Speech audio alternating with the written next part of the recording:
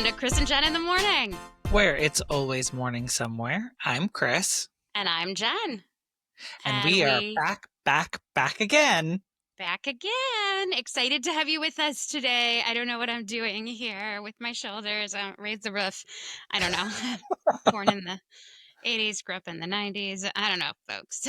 I am super excited to be here with you today, Chris. And I recently have spent some time back in Kansas. We've got some stuff going on with my family, and I'm very grateful that I can spend some time there. But I grew up in Kansas, and so my gratitude moment that I have to share is what I realized when I was there last week is the sunset. I keep wanting to say the sunrise and the sunset.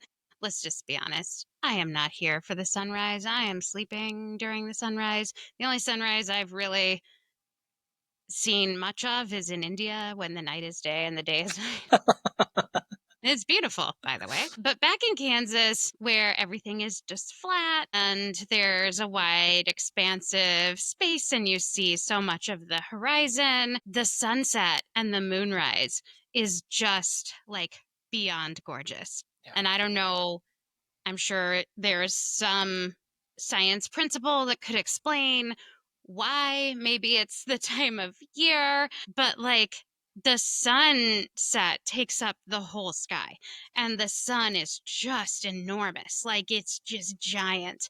And you just see it's like the iconic, you see the sun just disappearing onto the horizon, this giant sun. And then you see the moon, and you get to see the moon rise, and it's giant. And I remember as a kid, I was terrified of the man in the moon who would follow me in the car when we drove. Mine's a cry. And, "Ma, the moon is following me, the man in the moon." I know, a little crazy. But you can see like the face of the moon. You can see like it just, so clearly.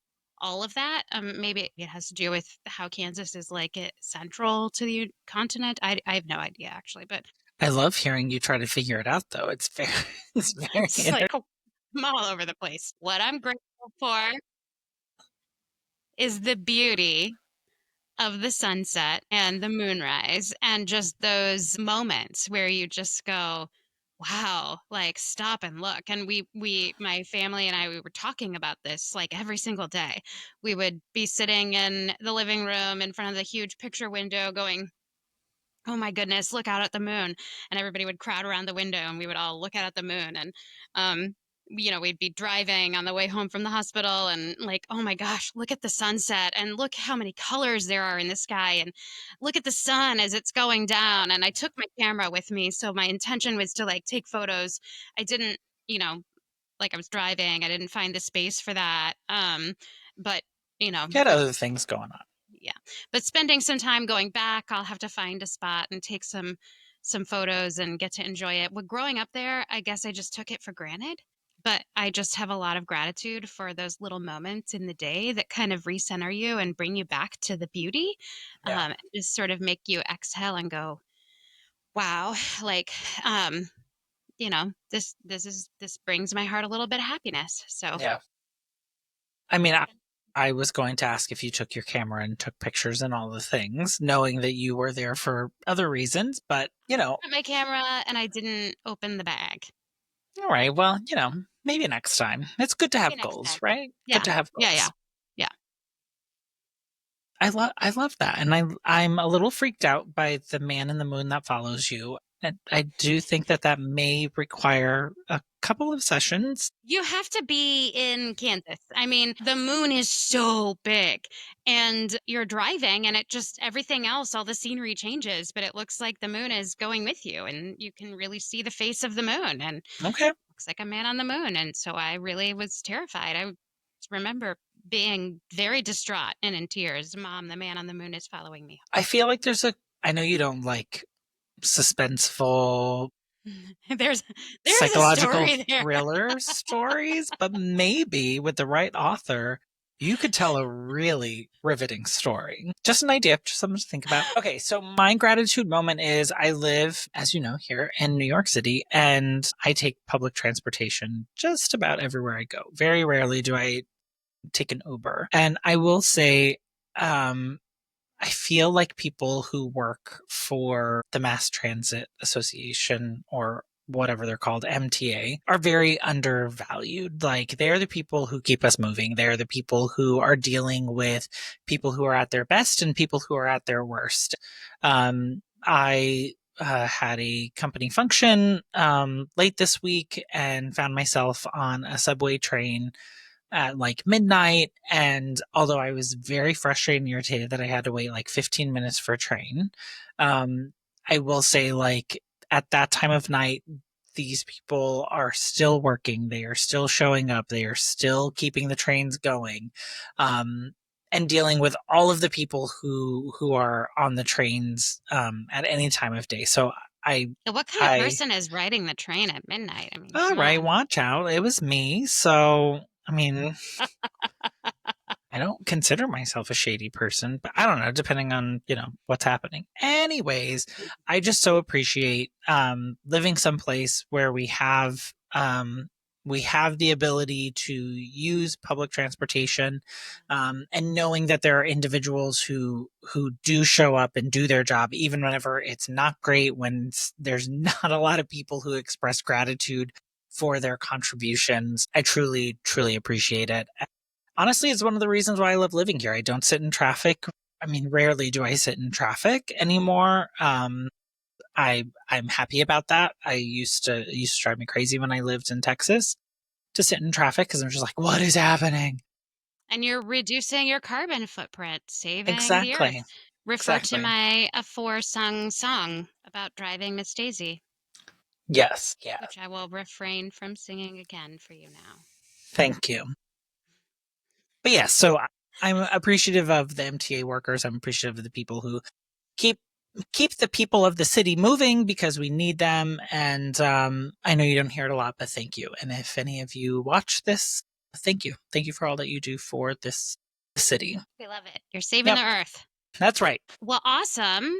And I am excited today to have a conversation with you about strengths. We're going to talk about strengths. And when we talk about strengths, oftentimes you and I come from growing up in the corporate world, and like this is something, being in HR and me spending much of my time in talent acquisition, like, the age old interview question, tell me about your strengths Yeah, and tell me about your weaknesses. But we want to talk about strengths just in the broader sense. yeah, So, Chris and I don't want to speak for you, but I think we both believe that there are things that make all of us very, there are things we are innately good at that all of us uniquely bring to yeah, the table, and how we understand ourselves and our strengths and then figure out how to lean into those, I think has a huge impact not only on how good we feel about the outcome of how we're spending our time, but also about how much we actually enjoy the things that we invest time in, yeah, whether it's at work, whether it's at home, whether it's with friends, whether it's like in a volunteer setting or on the PTA or whatever the situation may be. We just kind of want to talk about strengths in our lives and understanding those and how they show up and how we show up with those today. So, Chris, my first question for you is, how do you feel when someone asks you to talk about your strengths? Uh, I mean, even as we were discussing the planning for this episode, my mind always goes to the work setting. Like, what are my strengths within work? I don't really think beyond that. As we were prepping, I did try to expand beyond how I show up at work. I do think there's part of me that whenever people ask me about my strengths, I innately go to my ability to connect with people. To me, if I wasn't in the job that I currently had, I know I would still be in a role that would like be in service of people, to understand them, to find ways to help connect them and find ways to make them feel valued and like, you know, encouraged within the spaces that they work. But I also think with even within my friendships, it's like showing up for them and trying to be in service of them. Not saying like that I only look at my friendships like in how I can service or help them, but like I want genuine connections with people.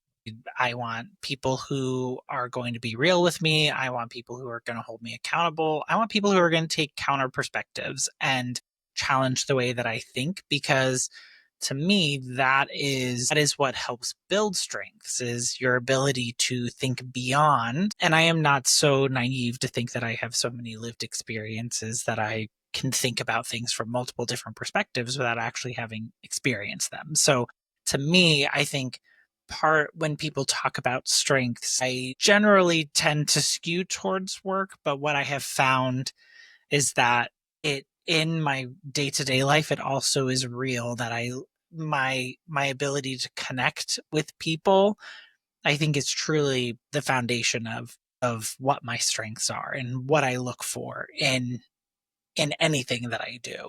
Yeah. Do you feel comfortable talking about your strengths? I think Because now that I better understand them, yes.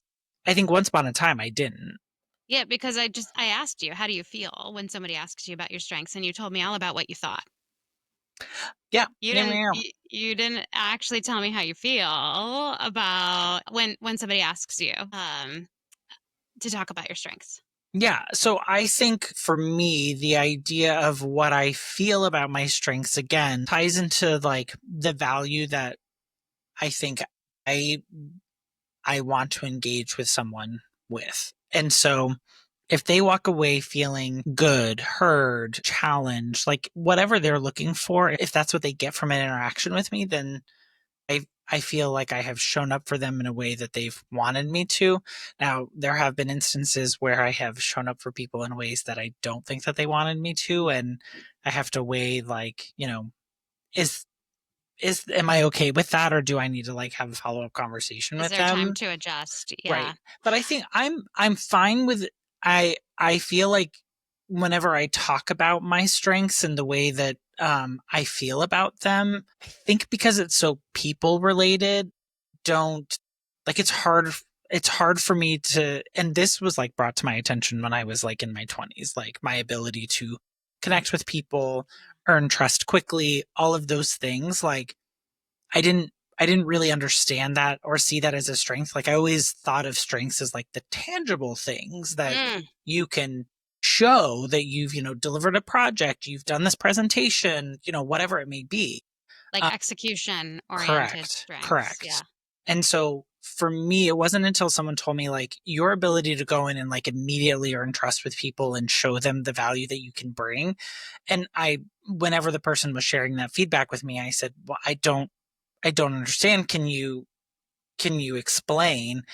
And then they did, and I was like, oh, okay, well, yeah, I guess that is a strength. That is the ability to go and understand people's needs and start figuring out a plan on how to meet those needs, even if it's not me myself, like doing the work to get it done, but knowing how to rally resources, knowing how to pull the right people in and keep the right people informed. It's a balance. And so I think for me, it took a little while for me to learn how to in my professional setting. And then whenever I took a step back and looked at it through the lens of which of like how I show up for my friends in my personal life, I show up a lot in the same way. Yeah. I mean, part of yeah, well, not part of the reason I ask this question to start us out is for most people, it's really uncomfortable to talk about your strengths. And it feels like, oh, knowing what my strengths are and talking about them feels like bragging. Yeah. And what if other people see my strengths differently and they disagree? And then it just seems like I have an ego and all those things. And I, like so many times, have heard that from others. I can relate to that in my, profession at work. It's a question that, I have interacted with quite a bit. And Yeah. so I tend to ask it in a different way because I don't want somebody to give me some canned answer. I really, there's like no right or wrong answer here. I'm just trying to understand you better than how you teach other people how to ask that question in an interview setting because we all bring different things to the table. As I thought about this in preparation for this conversation, what I was thinking is, the first time that I really had the concept of like us having these different strengths was in a work setting. I actually took the Strength Finders assessment, and I know, different people have different mixed feelings about this, but I Yeah. loved this assessment because it, for two reasons. So, one, it gave words to the feelings I had inside that I did not know how to give words to. Even things like, the first time I took it, competition came out as one of my top five strengths. Second time I took it, 15 years later, competition was not one of my top five, but I guarantee you it's still one of my top 10 You because competitive? Wow. I know it's shocking. But it's not surprising that that would come out for me, and especially early, very early career, Yeah. where I'm trying to push and drive but there was something in there that I very clearly remember where it talked about describing this strength. And it talked about how, if you probably find yourself driving down the highway, um, thinking about the car next to you. Oh, they're beating me. And I was like, oh my gosh, like I'm not alone. This is a thing, this is normal for people that have this strength. And also, like, that was one of those embarrassing things that you would think and you would never say out loud, not like one of those things that would be talked about as a part of describing something that you're really good at.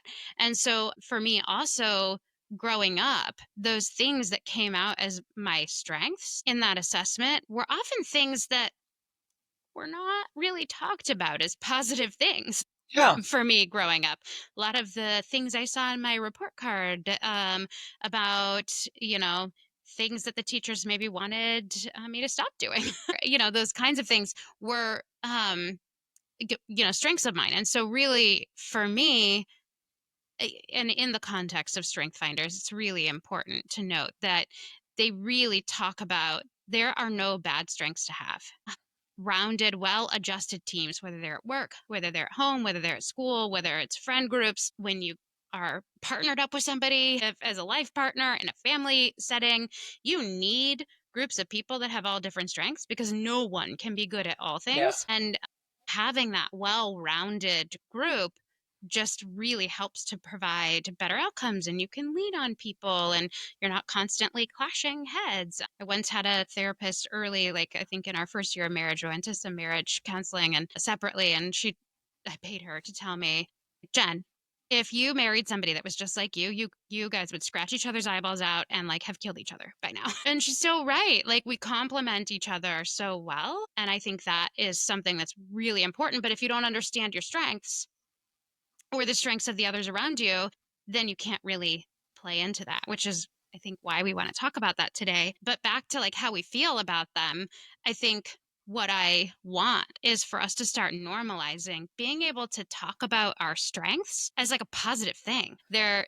are no bad strengths to have, and the strengths you bring to the table are positive, and it's not bad to understand them and to figure out how to lean into them and to understand other people's strengths and figure out how to lean into those. Yeah, I do think, like, in the context of what you're talking about, like, I think the reason I feel more comfortable with mine, like, once I was made aware of them, I think was like part one. But I think part two is also being able to tell your story in a way that it's a story and not like a bragging type way. So something that like feels authentic to the contributions that you bring, whether that's to your friend group, whether that's to the work group, like whatever that may be, finding a way to ground it in things that are real, like that aren't just like me throwing out these grandiose statements, but like the tangible things that I can, which again, like I struggled with because I felt like the skills that I was bringing was not, um, were not the tangibly measured things. Yeah. It wasn't until someone explained to me, well, you realize like this number is lower than it's ever been since we've had you in this role. Like it just had never really, uh, the dots had never really connected themselves for me. And sometimes you need people who will help like see things from a different perspective and bring it to your attention. But I do think like I totally hear what you're saying about this feeling of like, well, I don't want to brag. I don't want to make it feel like I've contributed more than I've actually done. Like, no, maybe your role within your team is to be that cheerleader, is to be the Yeah. person that keeps the excitement and the energy up and going because that's a very unique skill set that not a lot of people have. Yeah, absolutely. I think in at least for me growing up in school, a lot of those execution oriented strengths are the ones that get celebrated and the ones that get taught and the ones that get focused on. And it's not necessarily a well-rounded system. And so I think this is something that if we start talking about this, you know, at a young age and helping people understand like emotions and, me being a competitive person, there's no like ranking. There's no like rank order of what the best strengths are. They're just our strengths and everybody has them, Yeah. and we all have some different combination of them. Even if we had the exact same strengths, we would show up differently because we would apply them differently. Right. It's not a good or a bad thing, it just is a thing that has no judgment value assigned, and the more that you understand them, the more you can play to them. And so this takes me to why is it important to understand your strengths? And I certainly have thoughts on this, but I just want to stop and ask you, like, what are your thoughts, Chris, on why it's important to understand what your strengths are? Well, I think it's so that you can better understand how you are needed within a situation, but also it's a decision if you want to put your energy in there. And I know that that is probably not like super celebrated thing to think about, but why am I going to go invest my time, energy, and my skill set into this space if my contribution is not going to be seen, appreciated, whatever, like why am I gonna go spend time there? And so I think understanding what your strengths are, going and investing that time, because time is a limited thing that we all have. Like, is that what I want to go spend my time doing? Number one. And number two, am I truly needed?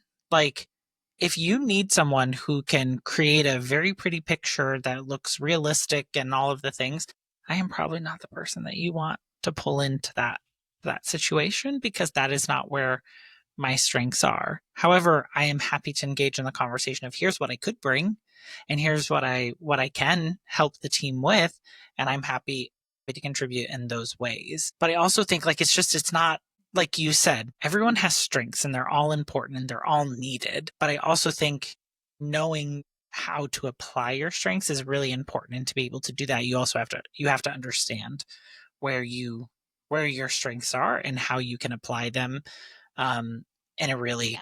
meaningful way. I was just Googling, if you saw my Google face. What I was looking for while you were so eloquently explaining that is there's a percentage that was done in a study. I think it might have been Yale or Harvard or I don't know, something like that, where they actually looked at if you invest time in developing your strengths, things that you are innately good at, versus investing time to develop areas of weakness, things that are not your strength. If you took the same amount of time, you would exponentially improve your strengths over your weaknesses because you already have this innate skill in that area. So, smaller amount of time invested to develop it creates exponentially faster growth Yeah. of that skill. And I don't know, I'll find before we post this, Ace will flash it up on the screen or something. But there's there's actual study. It's science, folks. There's actual study done that showed how much more effective it is to invest time in strengthening those things that you are innately good at. It doesn't mean that we shouldn't invest time in things that you kind of have to do in order to just manage. So you can't just be like, well, I'm terrible at time management, so I'm going to show up late always, all the time. Like, that is something that is not a strength of mine. Spatial reasoning is not a strength of mine. I still have to walk down the street without, hitting walls or so there are things that The you do fact that have. you think there are walls on streets is just a little bit concerning, but we will go with it. You get my point. Point well taken. Yeah, I agree. But I do think that there is I think it's interesting because especially in the work setting, I think we over index on what are opportunities and how do we build upon Yeah. those? I mean, I've experienced this more with kind of the larger company corporate setting versus like small, fast growing companies. Because when you're in that small, fast growing phase, you tend to not focus on what the weaknesses are, but really just like how do we understand what we're good at and like play to that and move Yeah. forward. And roughly right is like a way of life because how can you grow at such a rapid pace if you're over indexing on perfect and that doesn't matter. And so it just becomes a mindset in my experience. But when you have those companies that are more in that steady state phase, and so they have a little more time to, just focus on more stuff. Yeah. And you tend to kind of over index on the weaknesses part and how are you going to shore those up. And it's like well, in any review, you have to give weaknesses and we have to talk about those things that you're going to fix because you Yeah. should constantly, Jack Welch, 1% better every day. And it's like, I do believe in always getting better, but that doesn't mean you have to be weak in order to constantly be getting better. Yeah. Also, it's like, I ran into this. Well, don't be a perfectionist, but also like I'm going to sit here and tell you about the things you need to fix. And to me, that is like very much a mixed message. And I Yeah. get that I tend to be very literal, but it's like, I mean, don't sit here and talk about the things that I should do better and then tell me that like I shouldn't feel bad that I let you down. Like, I don't know. But I do think I think that's the struggle you go through, right? Even through, like we talk about in the work setting, but you Yeah. also see it in school, like just Yeah. as you were explaining, like, Hey, you got a B, but it's not an A. right, right. Could have Or been better. they're grading you on your ability to interact with your peers, your ability to speak up, your ability to show up. Like, I think they're all things that in a certain perspective, yes, like you need to be able to be a well functioning human and have to learn like the basics or the bases of these things. But I don't think that innately means that if you're bad at one, like that's where you now have to go spend all of your time trying to get better because Yeah. I mean, I is think it? that there is value in like a general base of education, but then that's where Yes. you start to get your general education and then specialize. I am not going to use my time, volunteer, work, hobby, whatever, trying to be an expert at history because it's never going to be a strength of mine. But I will tell you that I will always rely on the people that I know who the people are in my life where that is a strength. And I will always rely on them and seek Yeah. their perspective because I understand it's important. So why am I going to invest my time trying to be more than, I wouldn't even call myself moderately good in that area. Like, why am I going to invest my time in that? Because I'm not going to get much of a return out of it. And I think for me, that was a real eye opening understanding that, like, it's okay to understand what you're good at and then invest your time in that. What I find is that when I do invest my time developing things that are my strengths, I enjoy that more instead of the things I think I should be focusing on. But also, like, when I spend my time in my non work life and my work life, but let's talk about non work for now. Like, when I invest my time doing things that center around my strength, I certainly get much more satisfaction and happiness out of it. Yeah. So I was telling you as we were preparing for this, I once volunteered to organize somebody's meal train. And this was before, websites managed those kinds of things on the regular, like rallying people to sign up strength, organizing and coordinating those kinds of things, not a strength. Like, time is a mystery to me always. Like, I don't, it's just, this is not, there are people that are great at this and I don't have to be. I can wish as much as I want that my alter ego Julie was like living inside me and I was like super good at this stuff, but I was very stressed out in helping this person. And so I didn't get to really enjoy it. I just felt bad about it. Yeah. And it wasn't really as much of a service as it could have been because I didn't do well. So I, I think I, this is a part of what understanding strengths is like I could have offered something else that I would have gotten much more satisfaction out of. yeah, a part of me also thinks like, right, because whenever you go through something, you look back on and you're like, well, what were my opportunities to learn from? Like when you're in that kind of state, like where you feel, you're over your head, I don't have the skills, or it's really hard to do what I'm trying to do, and like, are you really in a place to learn? Is that really a place where you can No, be it in that wasn't growth mindset? Or is it my just like a sink or swim and I'm just yeah. trying to survive? My learning was don't volunteer for this. Right. Find somebody else and convince them to do it. Like, that's what I'm good at. Right. But I think my point being, like, even if there are learnings to be taken, because I also do believe that as you continue to grow in life and your career, like things that were once strengths are no longer applicable as you Yeah. continue to grow.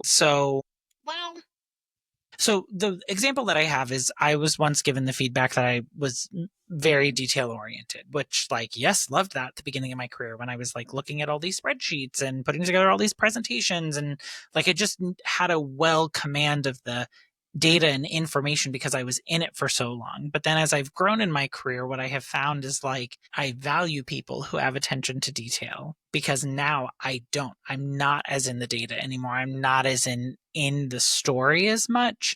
And so having people who can see it and can like, oh no, we need it. This is off by a little, or this is more updated with this. Like I do appreciate that. And so now where I would say like attention to detail once upon a time was probably a strength of mine, I would say now is like, oh, I would love to have people who that is a strength of theirs, like who know that they're really I good would at that. argue, like, if you go to strength finders, you're not going to find attention to detail as one of the core strengths. Like, it relates back to something else. And so I would argue that you probably are still good at that, whatever that is that makes you good at attention to detail. It's your like critical thinking skills and, your logic and all those things, but you are applying that in a different way. So you were applying your strengths at managing all of the details and you were doing that really excellently. And now you are applying your strengths in different ways. Correct. I'm not disagreeing with that. I'm just saying like my strengths now being applied in different places, I feel to continue to deliver something at a level at which I am happy to have my name on it. I am happy to Yeah. be attached to it. Like I want someone who Who can focus on those things. Yeah. Cool. correct. Because your purview is bigger. Correct. Exactly. And When so it's all you can only do so much. right, exactly. So I totally hear you. Like I think your strengths continue to be strengths. The way that you apply them evolve and change, but that doesn't mean that you can then, it's why chefs generally have sous chefs and Yeah. prep chefs and all of the things because they can like curate a plate, but there are so many details that go into that plate, and to make it sure that what leaves the kitchen is exactly what the chef had in mind is very specific. So to me, like, that's also like understanding that like you need others. It's okay to ask for others. Yeah. Yeah. Okay. So I had a recent leader who I adore, and she said to me, and she would say this quite often, but she would say, best and highest use, Jen, best and highest use. And so, what she was saying is like, hey, you guys are used to being elbows rolled in, arms in, just do it all. But like, is that your best and highest use? Or what are you not doing if you're Right. focusing on this task over here? And because you can do more than just that task. Yeah. And so how do we offload some of these things so that you can really be operating at your full license and in the best and highest use instead of this like constant scramble, of a high growth sort of mode. And it was a great reminder that, sometimes we need to break the cycle of what we're doing and go like best and highest use. But she and I had a very, like meaningful conversation for me one time where we were talking about a problem. It was a problem that needed to be solved,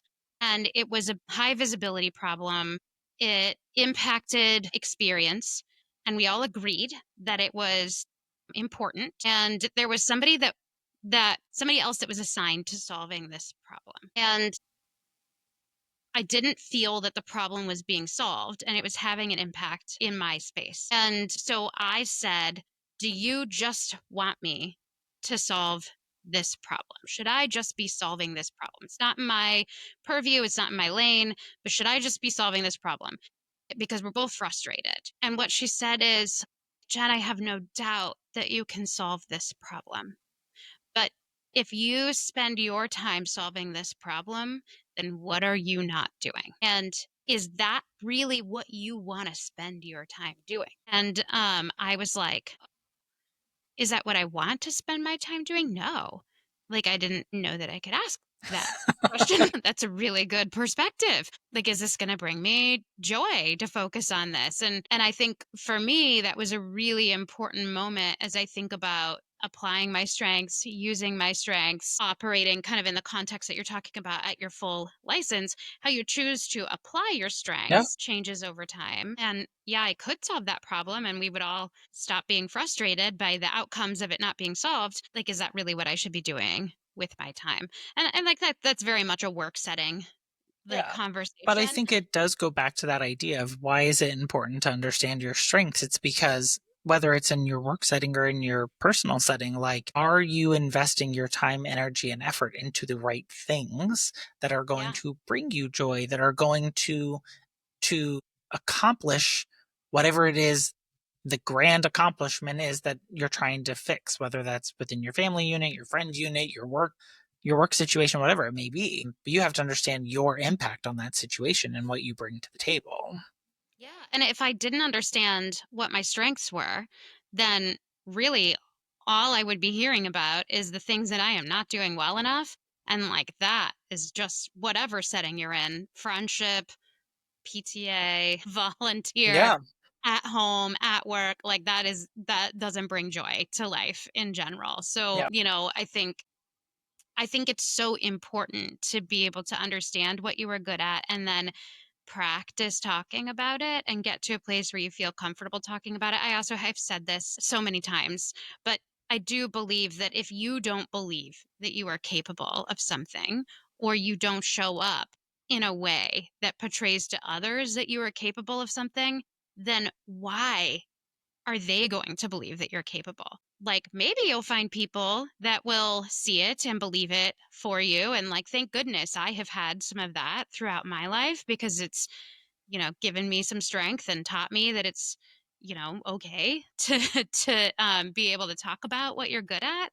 Um, but confident people get ahead. It's not necessarily capable people that get ahead. You and I both know that. It's confident people. Yeah. And so there's a difference between confidence and ego. And I think being able to understand your strengths and then be able to feel confident in them is so important because um, it inspires confidence in others. Yeah. So then, in instances, whenever people inform you of weaknesses or areas of opportunities, like in those moments, do you feel weak? Do you feel challenged? Do you feel like what is I personally don't like the equivalation of areas of opportunities or weaknesses meaning that you are weak. I don't think that is a fair I don't like the equivalent. vernacular. I do not think that having weaknesses makes you weak. I think every single we all know that we all have weaknesses. No one can be great at all things. The way that I used to ask this question when I would interview people is like, tell me what I should not count on you for. Ooh, that's a good way to ask that question. Because like you don't want me to count on you for things that you're like nobody wants to show up and fail or Yeah. suck or not be enough, right? And we all can't be great at all things. So like tell me what I should not count on you for. And if what you're saying is a big part of what this job is, like you and I have to have a different conversation. But like you know what I shouldn't count on you for, so let's just talk about it. Because there's things that people should not be counting on me for, and let me tell you, you should not be counting on me to manage time. That's number one. First and foremost. I'm never gonna be good at that. And once I started to accept it, then I was able to start going, okay, but I also understand it's rude to be late. Yeah. So how do I and I have improved, even though I am, it's still late if you're like 2 minutes late, but like or 4 minutes as I was this morning. But like I'm not 20 minutes late. I'm improving.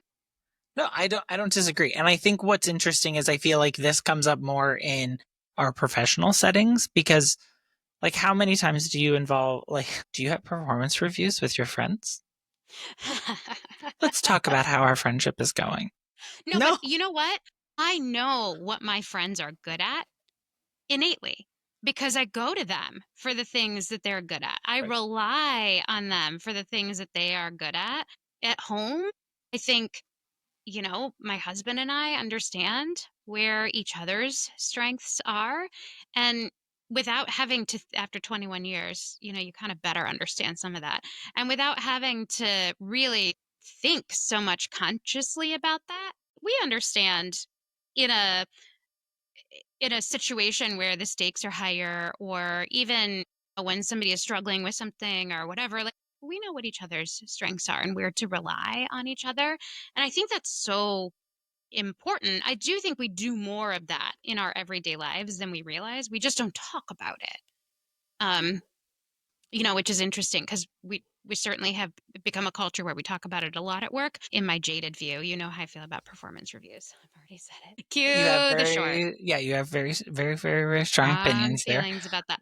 But like I feel like what we've done is we have to justify how we differentiate pay. So we've got to start rating people and talking about what they're good at and not good at and giving them a number to assign to themselves. And that's how we justify how we give raises differently. And it's just become the norm. And I don't know, I guess I just see things. I'm not saying all effort is equal. I'm not saying all of those things, but I just see things a little bit differently.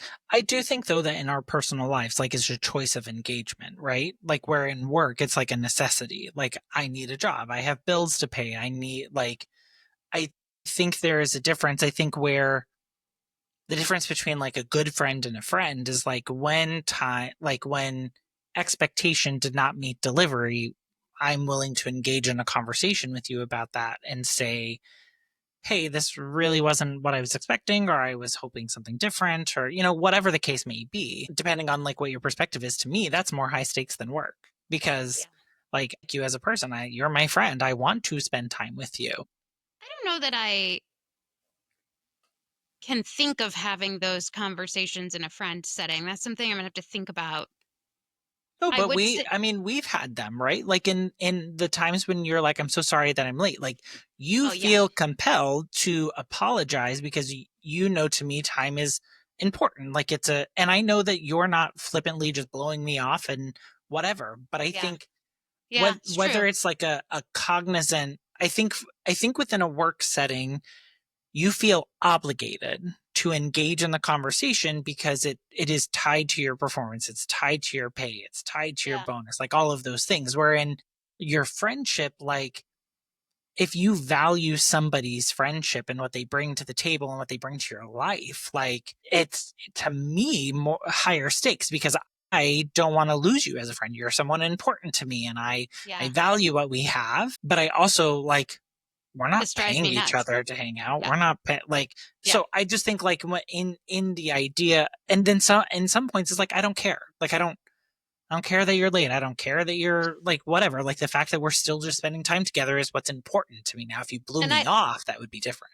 I think we adjust expectations better outside of work, Yeah. because we're not expecting people to like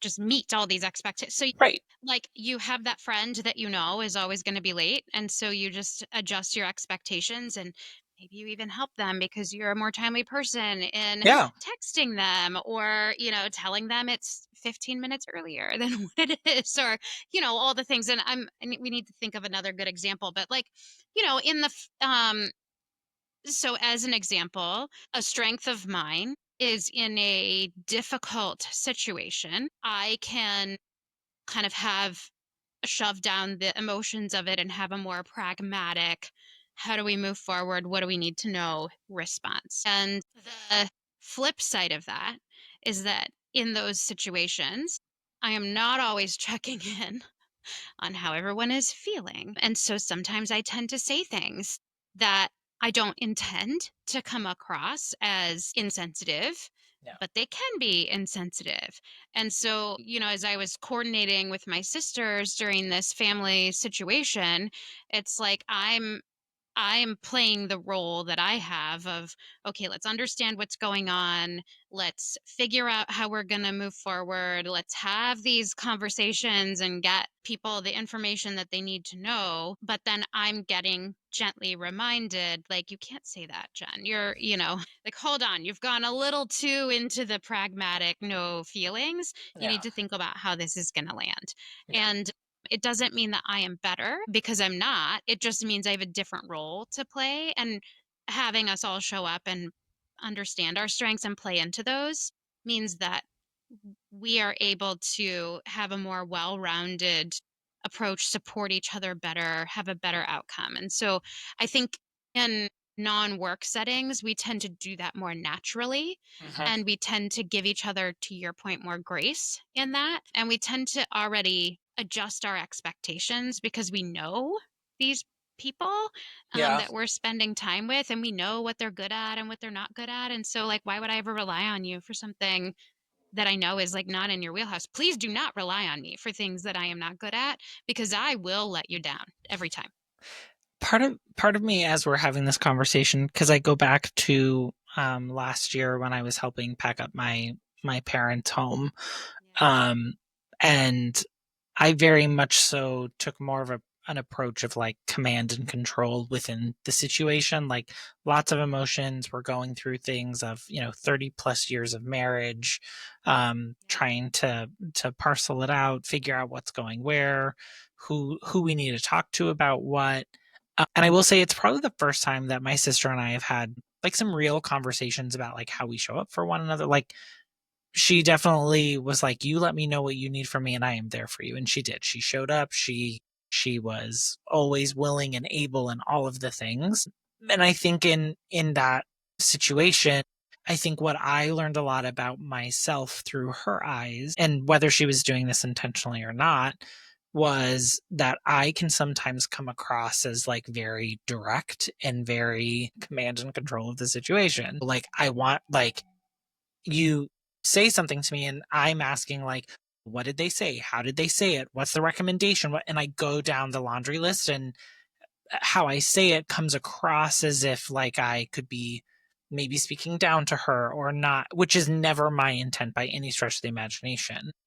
And so like I think that was her way of giving me the feedback of, you know, I want to do all of these things. I want to be here for you, but I don't have the same brain that you have. I don't think about a problem in the same ways that you do. And so just be patient with me. Yeah. And so I think like we fall into rhythms with people who are our family, who are our close friends and friends of a long time, that does have a little bit of ebb and flow that makes it feel more natural. And maybe if you're not like cognizant thinking about it or, looking back and reflecting on things, you may not think about that. You may not look at the situation and be like, I could show up differently based on the things that they said to me. I don't know, just very, very interesting as you were reflecting on your experience as of late. Like, yeah, Yeah, and I think I I've think gotten it's similar feedback.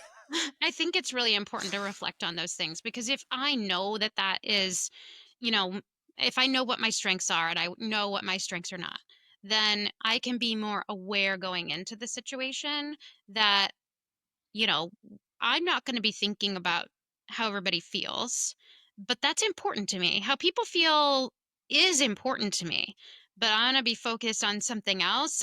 And so, what do I need to ask for? What do I need to do? How do I need to accommodate that so that I still feel good about the outcome Yeah. that happens? Because it's not that I don't care. It's like my strength is just in a different place, and it's being used and it's Yeah. being relied on, right? But, like, all of the pieces make up the well rounded whole. Right. Well, and I think even us going through this experience together, like the podcasting journey, but also I think getting a little bit more closer glimpse of each other's lives, Yeah.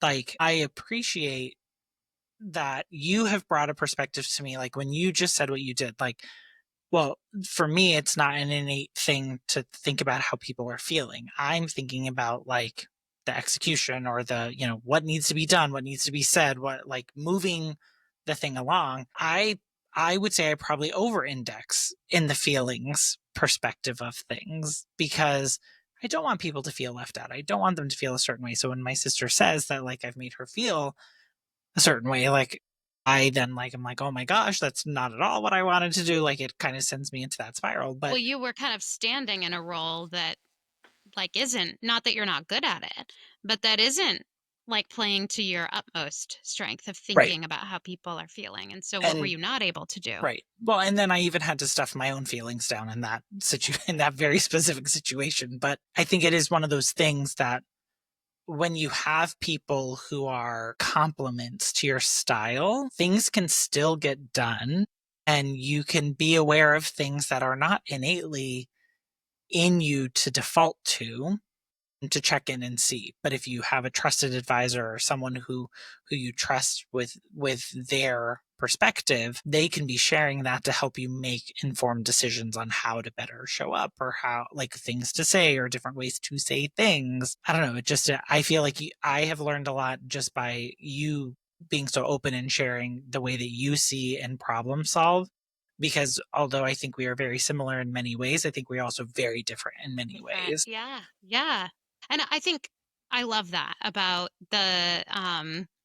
you know, what we're doing and how we have come together to really work together. Cause I do think that we have different strengths and stylistically you and I are much more similar from like a communication style than like aces, for example. So sometimes I'm just terrified that we overwhelm in our expressive nature. But I do think when we all three show up and talk about something and share our different perspectives and we're all able to really listen and hear each other, what comes out of it is something better. Yeah. I so appreciate and value that. Being in this space where we trust each other enough, we value each other enough to know like we all have the best interests, we're all invested in this, none of us are perfect. I have shown up and I didn't do my homework. We will We figure learn it from out. that and try to show up better. We don't have to be perfect in order to be good as a working team together, I think. Right. You know, I do really value and appreciate that. And I think that ability to be vulnerable with each other so that we really can understand each other better, which is something that like was so foreign to me because you're just supposed to have it zipped up all the time, right? Like, don't let them see your weaknesses. Right. Well, I mean, what's that saying? Like water off a duck's back. Like you're just supposed to like keep moving. Like it's not supposed to knock you off. You're supposed to have your direction forward and you keep moving in that direction. And Make it I look easy, even when right, it's hard, let the duck feet tread underwater, but right, keep it still on top. Very much. And when that happens, you just don't like, there's this false sort of expectation that you set where like you're not supposed to struggle and everybody's just got it all buttoned up and oh my gosh, well if they've got it buttoned up over there, then I should have it all buttoned up over here. And that's, I think, when you start to fixate on all of the things that are your weaknesses that whereas if we're spending time going, man, like this is actually probably a really good exercise for us to do together as a team, like what really are our strengths and how do we figure out how to rely on those, not that we're just dividing up responsibility, but the better that we can understand that, like the more fun we can have right. doing this work together. Yeah. Agreed. Now we are in a like this is a passion project that the three of us are doing together, but like within friend groups, I think very much so also within organizational hierarchy, jealousy comes to the picture. It And does. so um I know that I have personally been in instances where jealousy has come into play for like certain people getting promoted before others, that not feeling good. But I've also been in places where I've been in friend groups where it seems like some people are progressing, whether it be in their lives or in their careers, at a different pace than other people. And so that creates like a weird dynamic within the group. Like, I guess, how do you how do you take that step back Yeah. and One of separate? the things that I am really jealous of is I have some friends who are really good at spatial reasoning. And so they can take a space and place things in a way that just looks very like appealing. and it makes a lot of sense. And I wish I could do that because I appreciate a space that looks like that.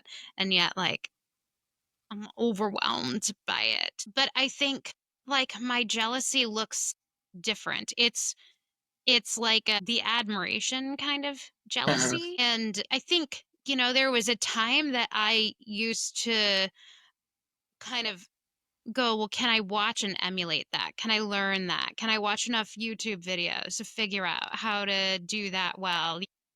And then I started to realize, like, I may be able to invest a ton of time in this and get passable. No one's ever going to hire me for this task. It's never going to be good enough for my standard. Yeah. Like, I'm never going to feel good about it. Some things it's okay to hire people to do, like it's okay. And also, I'm not going to be like volunteering to do the inspiration wall, in the kids' classroom or whatever, because like it's not what I bring to the table.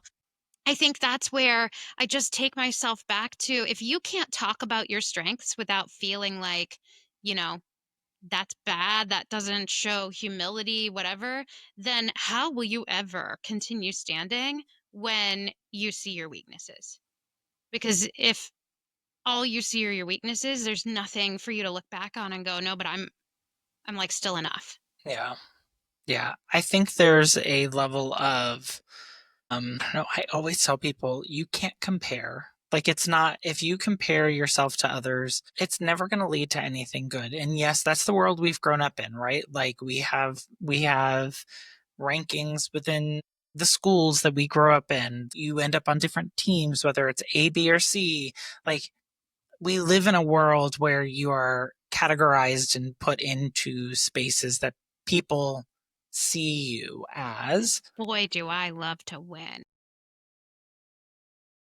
Yes, you do. You surely do. But I think like it becomes toxic when you try to put that lens on the way that you are navigating life and the way that you are navigating your relationships with people because Yeah.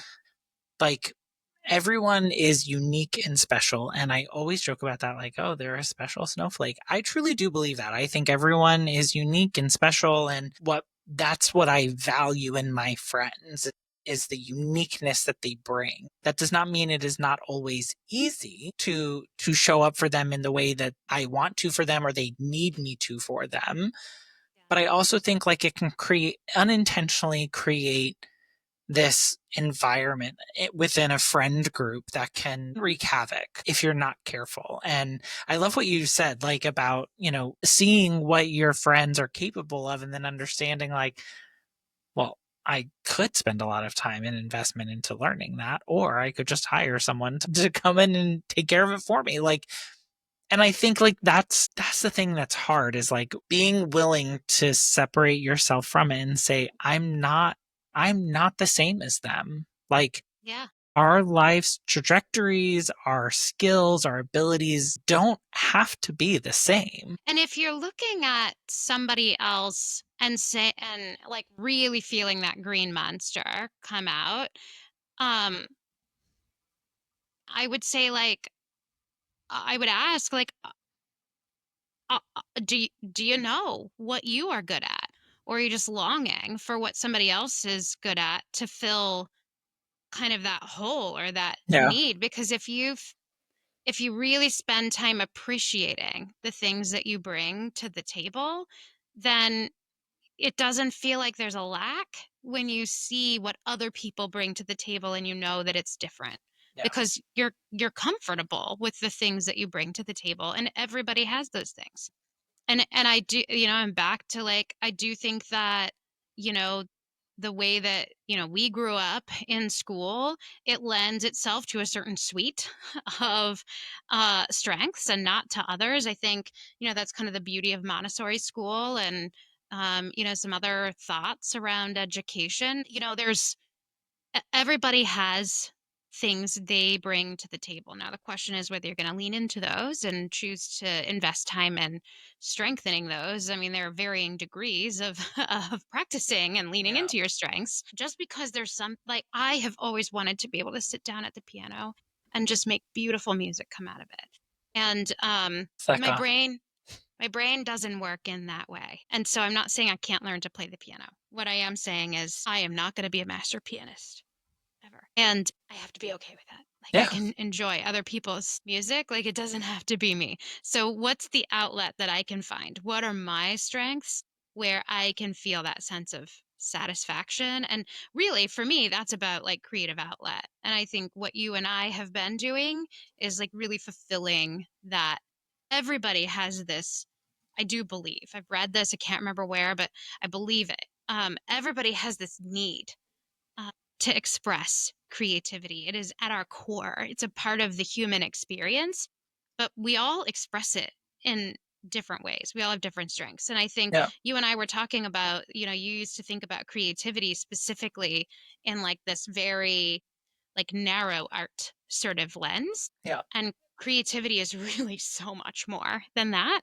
And if we're suppressing that creativity within ourselves because we don't understand like where our strengths lie or how to express that, then I do think we start to feel, jealous at other people's ability to express that or, find that outlet. And we just feel like we can't be enough. Yeah. So with that in mind, like what would you tell your younger self? Like going through like your schooling experience was a little bit different from mine, but like what would you tell your younger self? I mean, absolutely. I would say you are enough. You've always been enough. I think it's good to be great at what you're great at and you don't have to be great at everything and you're enough. Lean into your strengths, like own them, love them. Yeah. And the more that you love them, that's infectious. Other people will too. And I think that's the part is like when people start to see it, they can replicate it. And we talked about this whenever we spoke about bravery. Like you have to talk about the successes, the failures, so that we can learn from them. We know where we need to tweak, where we need to make changes. And I feel like it's the same thing when it comes to this idea. I think a lot of times we're taught growing up in school these concepts of like everyone's special, everyone's different, everyone brings their own thing, but yet we still end up in this space of like needing to like fit in and wanting to be seen similar to our peers, and we lose this like self of this idea of identity and like Mhm. owning that and understanding that my identity may be a little bit different than someone else's. That doesn't make it wrong. That doesn't make theirs wrong. Like we are all bringing something that is important. And as we were having this conversation, it brought up a movie which is based on a book called The Giver, and they're assigned in an effort to live in this like perfect community where there's no war, where there's no suffering. Like you're separated based on like what you can bring to society and grouped in those ways.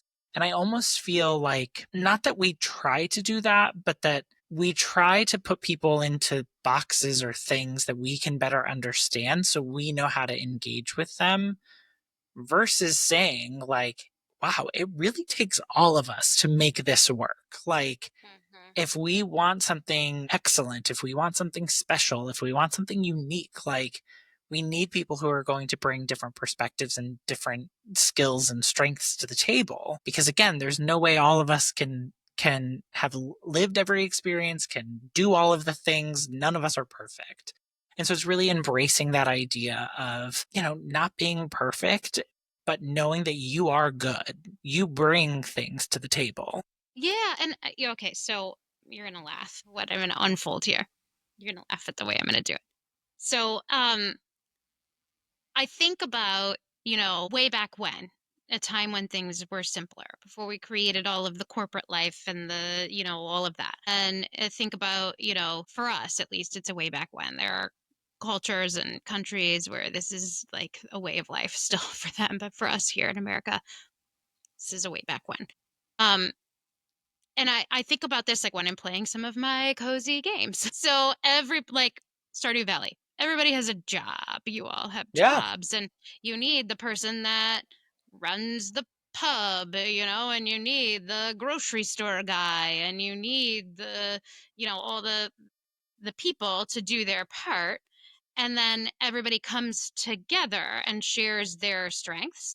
And so, like, if you think about way back when, you had the people that were growing the different crops, and you can't live on just one crop alone. And you have the doctors, and you have like I grew up in my house, there was a lot of Little House on the Prairie, and there's a doctor, and there's the farmers, and there's the mill people, and there's, the store mercantile owner. And like you need somebody to be playing each of those roles. Right. And so if everybody wants to be the mercantile owner, we have a problem, right?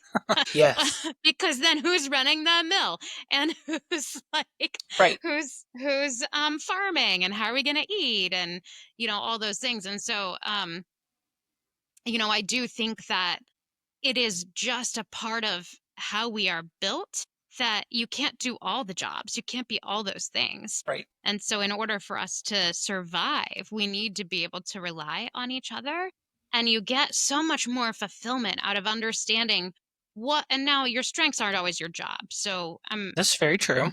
I'm relating strength. You can have the same strengths as somebody else and yet apply them in very different jobs. So, I'm not saying that like being a farmer is a strength or being a mercantile owner is a strength. I'm just using that as an explanation to say, like, everybody brings something different to the table, and we all need those things in order to make us kind of a whole Right. community. And if you don't spend the time to know what is it that you bring to the table, and then to feel good about that and confident in that, then when you do see what other people are bringing to the table, I think you are more likely to be jealous, because what do you have to look back and feel good about? Right. Well, and I do think that that is where we have to be willing to see things differently. And those who came before us, like, don't replicate it. Like, they've lived Mhm. their life. They've contributed. Like, innovate. How do you put your spin on these things? Yeah. Because that's where new opportunities lie. And that's what the importance of individuality is. That's the uniqueness that we all get to bring to it. And so I think when we talk about strengths, it's hard to truly embrace what that may be, because it feels like we're putting ourselves potentially like in a certain column. Like, this is all I can do. But no one is an absolutely one or two things. And the way you look at it, the way you problem solve will be very different from someone else who has those same strengths. I mean, thank goodness. Otherwise, I wouldn't be needed. I need you. If other people would thought just like I did, then why would I need to be here? And certainly, I don't want to surround myself with people that think like I did, because then why would I need a conversation? So tell me, what would you tell your younger self about understanding your strengths? That not all strengths are tangible. Like, you can't, like, not all of them can be easily, you can't easily run a report. You can't easily roll back the footage. Like, it's sometimes things that are felt. They are sometimes the environment you create, and embrace those things. Because I think for a long time I was trying to figure out like what that was. Like, my brother was good at sports, my sister was good in music. Like, I think I was a little bit lost because I didn't see like where I fit in. Now, this could totally be because I had this other thing that like I was not acknowledging or speaking out loud, Oh, you which did? could impact. Not sure if you've heard about it, but I do think like sometimes those things can, like, it just makes it hard to acknowledge that sometimes what you bring to the table is not always something that people are going to walk away with a report, with a PowerPoint, with whatever it may be. But embrace those things, because at the end of the day, they're still needed. Yeah.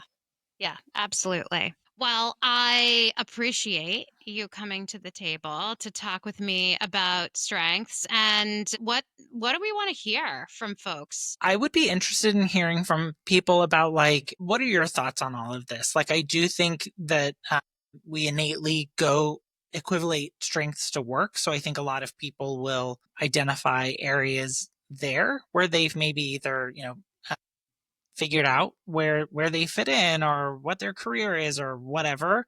I'm kind of interested more in those like areas in your life that you've just kind of fallen into it because that like you are who you are and people have embraced you and your skills. And so your friend group, your family, like how do you show up? How do you put those skills to work? I would love to hear about those. I would love to know, like, how did you figure out what you were good at? Like, was that just sort of a relying on other people? Is there something that you did? I would love to know a little bit more about that. So, if you are willing to share that with us, we would absolutely love to hear from you. You can comment on this video and don't forget to hit like and subscribe and whatever else. We would love that. If you want to hear more of these conversations, then please, leave a comment, hit like, hit subscribe. We also would love to hear from you via email. You can email us at chrisjeninthemorning@gmail.com. You can call and leave a voicemail or text us at 940-278-8129. Or you can hit us up on any of the social platforms. I think we're on almost all of them. YouTube, Instagram, Facebook, TikTok. We are at Chris and Jen ITM. ITM stands for in the morning. We didn't think you wanted to spell it all out. So um, definitely, we'd love to hear from you. And until next time, be kind to one another and make it a great week. Bye, everyone.